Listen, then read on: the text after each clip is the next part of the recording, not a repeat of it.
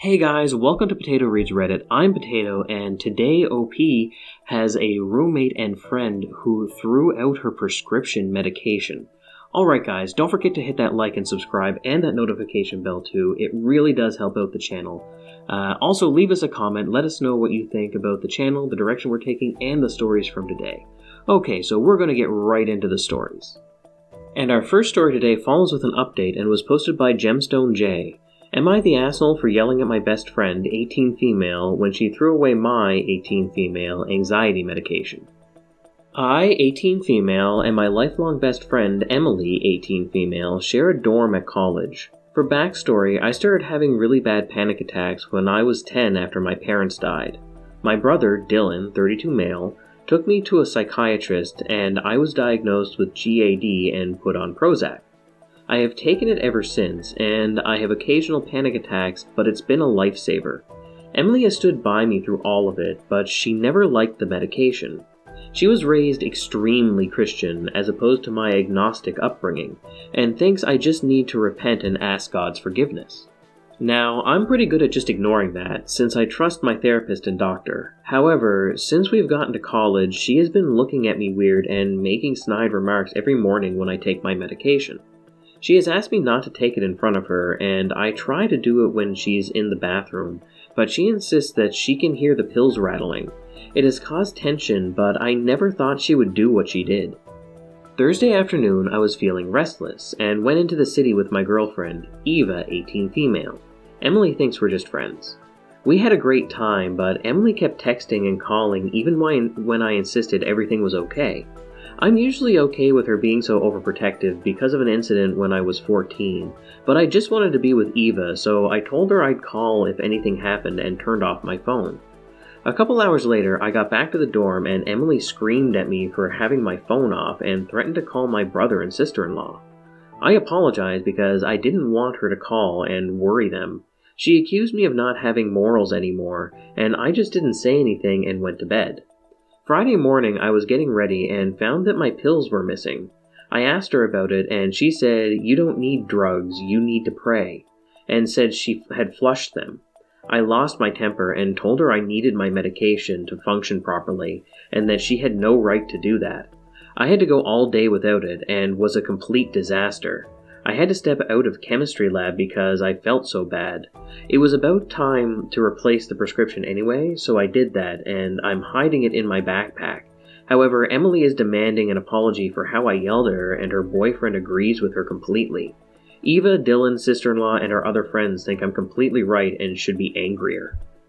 I don't know. We've been friends for so long. I feel like if I don't apologize, it'll all be over, and the rest of freshman year will be so awkward. I know she'll hold a grudge for a while. I shouldn't have shut off my phone, but she knew where I was. She has my Snap Map location, and that I wasn't alone. I just want it all to blow over. This whole Saturday has been tense and weird. Too long didn't read. My extremely religious best friend and college roommate flushed my anxiety medication down the toilet after I turned off my phone while hanging out with my girlfriend. OP has offered the following explanation for why they think they might be the asshole. I yelled at my best friend for being worried after I turned my phone off and ignored her for hours. OP, first off, you can't be the asshole in this situation. Second off, you need to go talk to your RA, and if your RA won't do anything, you need to go talk to the police. You can't steal somebody else's prescribed medication. That is wildly illegal. It doesn't matter what the circumstances were or what her beliefs are. It's a felony. And she needs to be informed that that is wildly unacceptable, and the laws of her church do not supersede the laws of the land. That's literally in the Bible, by the way. I don't remember where, but it is in the Bible. So yeah, the laws of the church don't supersede the laws of the land. So your friend needs some tough loving. Sorry, but it's true. So you need to report this to your RA. And possibly the police if the RA won't do anything about it. So yeah, I'm sorry you're going through this, OP. I'm sorry that you've had such a rough go of it in general. I mean, it's great that you're doing so well in life considering the struggle that you've had to go through. I'm proud of you, OP. Know that, and hopefully my listeners will also be proud of you. Let us know down in the comments below, of course, and I think that's about all I have to say about it, and we'll move on to the comments from the post. Santos Dude says, "Not the asshole. She isn't your friend. She's a judgmental, holier-than-thou control freak, and she has shown her true colors. You've been given plenty of red flags. Get the hell away from her if you want to become stable and happier." I'm Mr. Meeseek's response to that saying, "She kinda sounds like she needs some Prozac." Tabbycat1874 says, "Not the asshole. Boundaries. Get some. Enforce them. Throw this whole friend out and start over." They respond to themselves saying, "P.S. Report her ass. Pretty sure stealing and destroying another student's prescribed medication is a bannable offense. What's she gonna do next? Don't let this go. P.P.S. I am on antipsychotic medicines and psychosis runs in my family. If someone destroyed my medication, I would be at risk of hallucinations and extreme suicidal behavior. I have to have my medications to live, literally. You need to look at this person as if they tried to kill you because it's that serious." Asleep at the Wheel 88 says, "You need to go to the housing office and demand a single room. What your friend did is unforgivable. If you hadn't been able to refill your prescription, the side effects could have been disastrous for your health. I don't care how much this person has been there for you in the past. They are pushy, overbearing, and overall just awful. Does your brother live nearby? Perhaps you could live with him for a while. Your friend is toxic AF, honey, and you need to get out as soon as you can." OP responds to that saying, "He lives a few hours away, so that's not an option. I might stay at a friend's apartment." Ty M says, I'm Christian and on fluoxetine, sorry if that's the wrong pronunciation, which has been a total game changer for my life. Your friend is behaving like a jerk. I'd give her one last chance, explain how anxiety works, and if she loved you, she'd understand. Is she your friend, though? It sounds like you're hiding a girlfriend from her, too, not the asshole." OP responds to that saying, "Not gonna lie, it never really occurred to me that it's bad to hide that." And OP has given us a couple of little updates here that I'm going to read before we move on to the main update. Edit. By the way, for everyone who thinks I'm not going to report this, it's the middle of the night and I'm staying at a friend's apartment. I'm going to report it ASAP, but I'm going to take at least tonight to be around people who aren't like that. Otherwise, thank you for all the kind words. Another edit. I know this isn't the norm for Christianity. Most Christians I know would never do what she did. Alright guys, that's it for the first part of the story and the first edits / mini updates. So now we're going to move on to the main update that OP provided us. So after my last post, I requested a room change and reported her to campus police. Emily was put on academic probation and I moved to a new room. My new roommate could not care less and is clean, so it's a win. Over Christmas break, I came out to my brother and sister-in-law, supportive, and cut contact with Emily. My brother and sister-in-law agreed to do the same. She yelled at me, but I was too done with her to care, and besides a few stares, she hasn't said a word. I've learned a lot about myself in these past few months. I found out that my friends I've had for a few months already are more supportive than she was. Eva and I even told them about our relationship, and they were actually happy, which surprised me, and I'm not sure why. Honestly, I feel like I've stepped out of a fog. I didn't know I could be happy or feel okay. I didn't realize how much it hurt to try and live my life to not get preached at. Thank you to all the people who left sweet words and sent messages. I probably would have just let everything go back to normal otherwise, and nobody wanted that. Okay, OP, I am so happy to hear this incredibly positive update, and I know that, you probably have some feelings of, let's say, regret of, your ex-friend getting in trouble there, but the fact of the matter is she needs to learn how the real world works, and, college is kind of a safety net environment where she can learn these lessons without having to do it the jail way, because, stealing somebody's prescription medication is jail time in the real world. So, yeah, I'm super happy that you found friends that are really supportive. That makes me so happy. You have no idea. I'm really happy that you got yourself out of that toxic situation. I'm so happy that you now have friends who support your relationships and your lifestyle. I'm happy that you've come out to your brother and sister-in-law and that they were really supportive, and that makes me so happy. All of this is a super positive update, and these positive updates, they just brighten my day. So, thank you for being UOP. I hope things continue to get better. I hope you continue to work towards, a better life and a better future. You are an impressive person, Thank you, OP, for including us in this incredible journey. All right, and so let me hear what all of you guys have to say down in the comments below, and I'm going to move on to the comments from the post. Ice Cream Peniz says, people don't often consider that friendships can be abusive just like romantic relationships can be. So it's easy to get lost in that fog you described. I'm really happy for you, OP. Now you'll know how to recognize the signs if you ever come across another toxic person. Wishing you good and safe life. Vitalog is beautiful responds to that saying, what she says about, I didn't realize how much it hurt to try to live my life to not get preached at, really stuck with me. I'm so glad to hear a relatively happy update. It's a bit sad that her friend is so miserable and preachy though. Hopefully she'll learn something from this, but it doesn't sound like she has. Baby Potato says, Emily should pray for a better personality while she's at it. I'm glad everything worked out for you. PM Me Your Isotopes responds to that saying, I'm pretty sure she at least needs to brush up on what that Jesus guy was actually about. Alright guys, that's it for that story. Why don't you let me know what you thought down in the comments below, and we're going to move on to the next story, which is posted by Throwaway Kevin777. Am I the asshole for ruining my brother's date night and having him come pick his 3-year-old son up after he dropped him off at my house right before my shift? I, male 32, have a brother, male 30, Kevin, who is a single dad to a 3-year-old. Kevin lives in the same city as me. We don't have any family or relatives here, just a few friends. Kevin has a habit of dumping his kid on me at random times to watch while he goes out on dates with women. So far he's gone out for 4 dates while expecting me to watch my nephew. It bothered me because I have work commitments, I'm a nurse, and my schedule can be unpredictable. And so he caused me issues at work for dropping his kid off at my house without telling me first. Last week he did it again, came over at 6 p.m. and entered my house with my nephew. He had a spare key. While I was showering and left the house immediately. I got out of the shower and was shocked to see my nephew standing there alone. I asked where his dad was and he said he just left. I knew he wanted me to watch my nephew. I called him several times on the phone and he did not pick up. I was so mad and almost freaking out because I was getting late for my shift. I sent him a text telling him to come pick up his son right now or I'd call the cops on him for child abandonment. He texts back begging that I suck it up just this one time because he had an important date and he couldn't leave in the middle of it. I told him I was serious and I'd do it, and gave him 10 minutes to get home.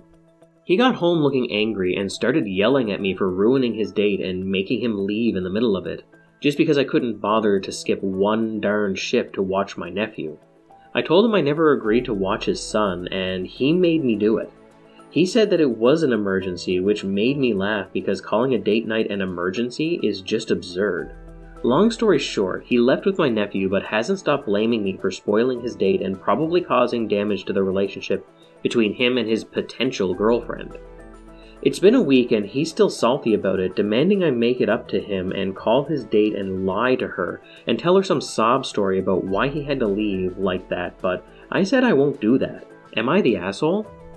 OP has offered the following explanation for why they think they might be the asshole. I could be because he is struggling, he's lonely, and has no one to help. I think I went too far with what I did. OP, really, with whether or not you went too far with enforcing your boundary? That's, I know this is kind of controversial, but I actually kind of think that that's more of an up to you thing. How flexible you want to be with your boundaries. But he obviously overstepped one this time, and also just like walking and dropping off the kid while you're in the shower and leaving is wildly irresponsible. I had some experience with this with siblings with kids when you don't have children. They can be really, really obnoxious about it. My sister, when she had her second kid, I had already started my own small business, little store, and I offered at first. I was like, hey, I'm alone at the store most of the day. The kids are really well behaved. You have to work and you can't pick them up from school, so why don't you have our parents drop them off at my store after school, and I'll look after them until you come home from work, and then you can pick them up. And I asked her, and on a weekend maybe you can come in and you can clean up the store and we'll call it square. And first off, I never even got a thank you. Second off, she never came to clean the store. She didn't even send her husband in to clean the store. Nobody ever helped me in my store, by the way. If you're starting a small business, like, one of the number one rules, do not expect anybody in your family to help you, family or friends, because I received almost no help. I mean, my father gave me a little bit of assistance, but overall, I mean, especially since my father owned a small business and my mother helped him run that business, and, you know, I really needed the help, and I asked them, and they provided me with exactly zero assistance. My father, he made me some benches for my store, and it pretty much stopped there. So, you know, and then my sister did this, no help, no repayment whatsoever, and then after a little while she felt entitled to it. And then on days where I wasn't expecting them, the kids she'd just show up, drop them off, and take off. I just think it was a customer coming in. I'd yell, "Just a minute," and I'd come out, and there would be my two nieces there waiting for me. And I mean, like, my youngest niece was not of an age where she could take care of herself yet, and my oldest niece was of an age that she could take care of herself, but not take care of her younger sister. So, I mean, I had like a toddler, a 2-year-old, still in diapers for the most part, just learning to potty train there, and, you know, trying to deal with customers and trying to do my work and stock shelves and fix computers, and it was just a nightmare. And I got exactly zero thank you for it, and I really feel where OP is coming from. And I let it go to the point where I now no longer speak to anybody in my family. You know, I'm married now, and they've never met my wife. They were not at my wedding. My parents and my sister overstepped boundaries so harshly that I just wound up completely cutting them out of my life entirely. So, OP, I think that you should enforce your boundaries, but I do think that also you get to decide what your boundaries are and how flexible you want them to be, and in this entire situation, you are not the asshole. So good on you, OP, for setting some boundaries. Sorry about my long little rant there. This one kind of hit home with my own little story, I guess. Alright guys, let me know what you thought down in the comments below of this story, and maybe even my story, and we will move on to the comments from the post. Webby Vanderquack says, "Not the asshole. Quote, he had an important date. He said that it was an emergency. Were they defusing a bomb together or something?" OP responds to that saying, "Ha ha ha. I'm sorry, I just laughed so hard at this. Like, yeah, calling it an emergency is just not it, I guess." Teresa JS says, "Not the asshole. Change your locks and put your brother's number on Do Not Disturb. He can hire a sitter if he wants to go out so badly." Zesty Close Signals 714 says, change your locks. This is absolutely dangerous, and I would call CPS. How does he even have sole custody?" As per my previous says, "Not the asshole, and you probably saved some poor young woman from having your nephew dumped on her. Your brother isn't dating, he's looking for a mommy McBang maid." Mystical Miss Magus responds to that saying, "Laugh out loud," at mommy McBang maid. My Cat is a Drama Queen says, "Not the asshole, change your locks." Medieval Hag responds to that saying, 100% this. What if your nephew had gone into another room and you hadn't noticed him and left for work? Change your locks. Alright guys, that's it for that story and the comments. Why don't you let me know what you thought down in the comments below, and we will move on to the next story, which was posted by Throwaway Giggles 357. Am I the asshole for asking a colleague to mind her own business after my dad groomed my mom and reporting her to my manager for this? Throwaway, as I don't want to compromise my main account. A bit of background. It was my mum's, 53 female, birthday a few days ago. My dad, 64 male, decided to treat her to a dinner in her favorite restaurant. It's worth mentioning that my dad does not speak English, and my mum is not a native speaker either, but she is pretty fluent in it. My mum also looks significantly younger than she is due to working out, diet, and different beauty therapies, while my dad looks his age.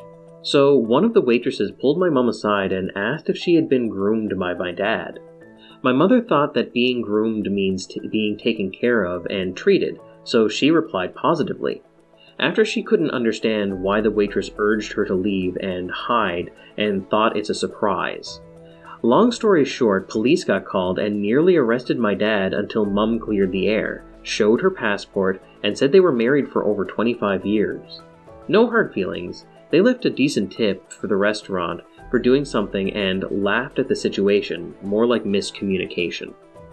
Now, on Friday, I was telling the story to my work friend, and we both agreed that it was a funny story. One of our work colleagues, Nancy, intervened and said if she was the police officer, she would still take my dad into custody, as due to their age difference, it's clear to her that my mother was groomed by him. Just hearing that made me want to vomit, since my parents met each other when both of them had successful careers, and my dad was working as a member of the police force himself for years, and adopted me and raised me as his own daughter. I snapped and asked Nancy to mind her own business and stop making assumptions, but she carried on. I had no choice but to get the manager involved, and both of us got dismissed until Monday to wait for HR to look into the issue. Since then, Nancy posted a rant on social media and called me an asshole for supporting grooming of women by older rich men, and some other people agreed with her. This entire situation makes me angry, but am I the asshole for reporting her to the management? OP has offered the following explanation for why they think they might be the asshole. I believe I might be an asshole for snapping at my colleague and reporting her to management due to her accusing my dad of grooming my mom. No, you're not the asshole, OP. What she said was wildly inappropriate. She was also eavesdropping on your conversation, which is another wildly inappropriate thing to do. And what she posted online is both cyberbullying and workplace bullying, creating a hostile work environment for you.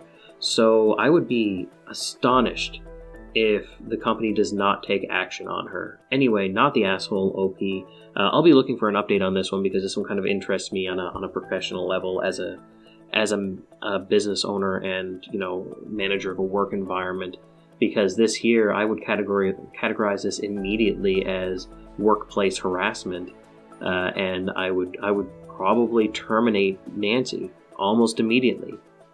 Also, I saw a lot of comments that were, just perusing over them, doing a quick scan, that were referencing, that were making comments on the age difference.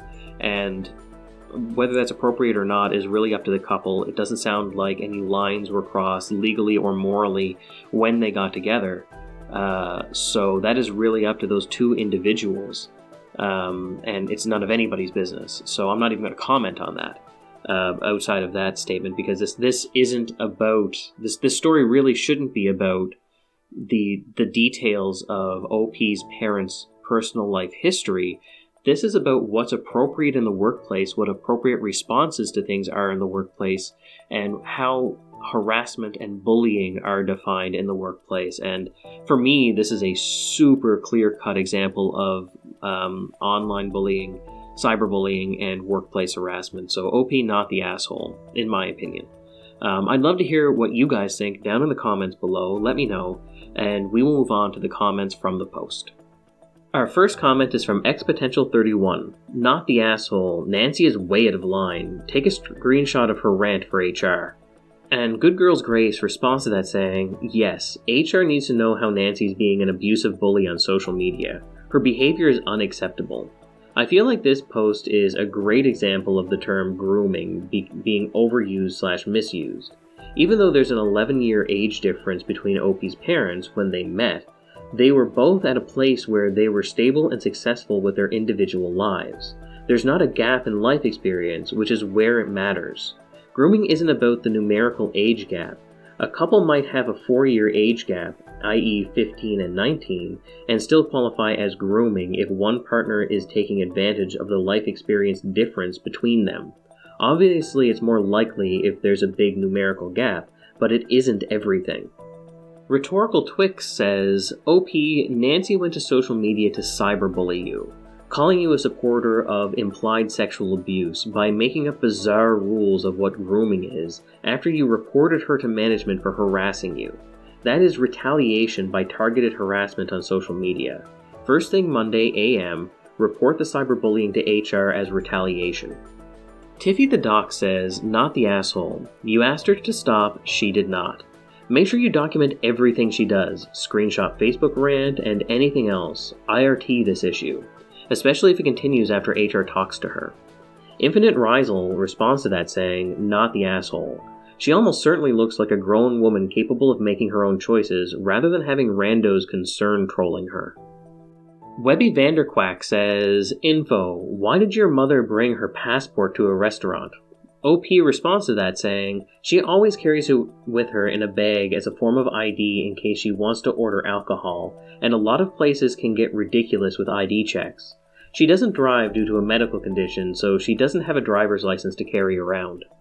Alright guys, that's all the stories we have for today. I really hope you enjoyed the stories today. Let me know what you thought about them down in the comments below. There was some heavy topics today. I don't usually get this heavy with my stories, but these ones look really good, so I wanted to touch on them. Let me know if you like the heavier content or the more lighthearted stuff. We're going to be experimenting with both anyway, but I'd love to hear from you guys what you think.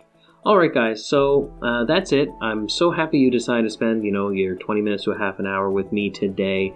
I really appreciate it. Don't forget to hit that like and subscribe and that notification bell too if you feel like it. It is super helpful to the channel, and I hope to see you next time.